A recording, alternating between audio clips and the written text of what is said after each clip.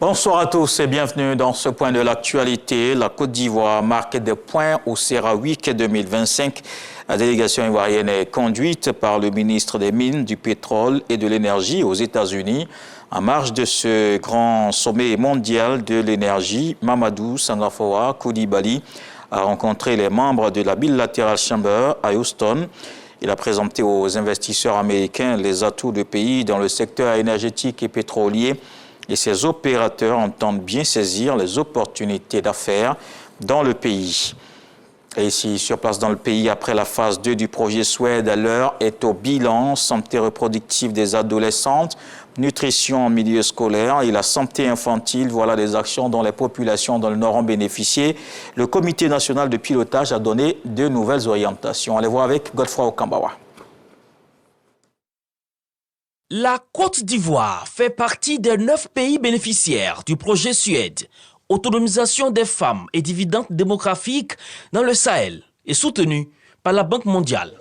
Depuis sa mise en œuvre, ce projet s'est investi plus particulièrement dans la partie nord de la Côte d'Ivoire, à travers la réduction des inégalités entre sexes, l'autonomisation de la femme et surtout l'amélioration de l'accès aux services de santé reproductive aux adolescentes. C'est un projet qui a eu un très grand impact au niveau du maintien des jeunes filles à l'école. On était au début à 69%. Après la mise en œuvre du projet, nous sommes à près de 97% le taux de maintien des jeunes filles à l'école. Je peux dire aujourd'hui que les écoles couvertes par le projet Suède, nous avons eu 0 grossesse dans ces écoles-là. C'était un des objectifs de l'éducation. Cette rencontre du Comité national de pilotage regroupant plusieurs départements ministériels et la primature s'inscrit dans l'harmonisation des nouvelles recommandations. Nous sommes toujours engagés dans un processus qui visera forcément à transformer donc, les acquis de ce projet en d'autres activités pour le bonheur donc, des populations cibles. C'est pour nous une grande satisfaction puisque les bénéficiaires même disent déjà qu'ils sont satisfaits de ce qui est fait et réclament d'ailleurs une poursuite de ce projet.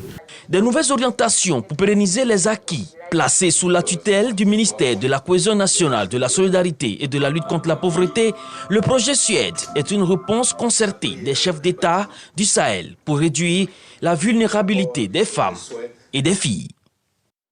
2 chevaux sans propriétaire, victimes de maltraitance et malades dans la commune d'Abobo.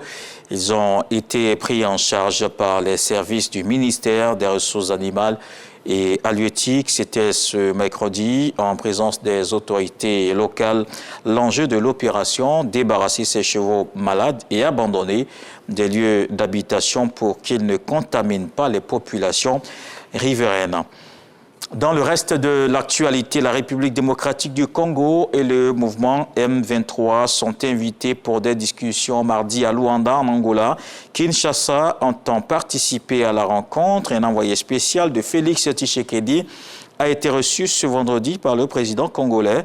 Depuis minuit ce dimanche, un cessez-le-feu est donc en cours en RDC, annoncé par le président angolais Joao Lorenzo, mais des informations font état de combats ou de bombardements vers le Massissi, Walikala et Munembwe. Demain lundi, à Harare, au Zimbabwe, les ministres des Affaires étrangères d'Afrique australe et de l'Est doivent se rencontrer déjà. Les présidents Donald Trump et Vladimir Poutine doivent discuter de l'Ukraine cette semaine. L'émissaire américain Steve Witkoff l'a confirmé ce dimanche sur CNN. Un échange par téléphone après la proposition de trêve de Washington. Il indique que Moscou, Kiev et Washington veulent que tout cela se termine. Steve Witkoff a ajouté que les États-Unis sont en discussion avec des pays européens ainsi que la Russie concernant les 4 régions de l'Ukraine, de Luhansk, Donetsk, Zaporizhzhia et Kherson que la Russie revendique. Incendie dans une boîte en Macédoine, au moins 59 morts et 155 blessés. Il s'agit de la pire tragédie qui soit survenue récemment dans ce pays des Balkans. Un incendie a ravagé une boîte de nuit dans la ville de Kokani, à l'est de la Macédoine du Nord, dans la nuit de samedi à dimanche. Le feu a éclaté vers 2h30 du matin lors d'un concert d'un groupe pop local.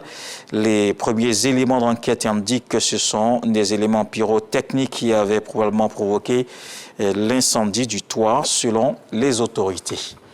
Merci de nous avoir suivis. On se retrouve à 20h dans la grande édition.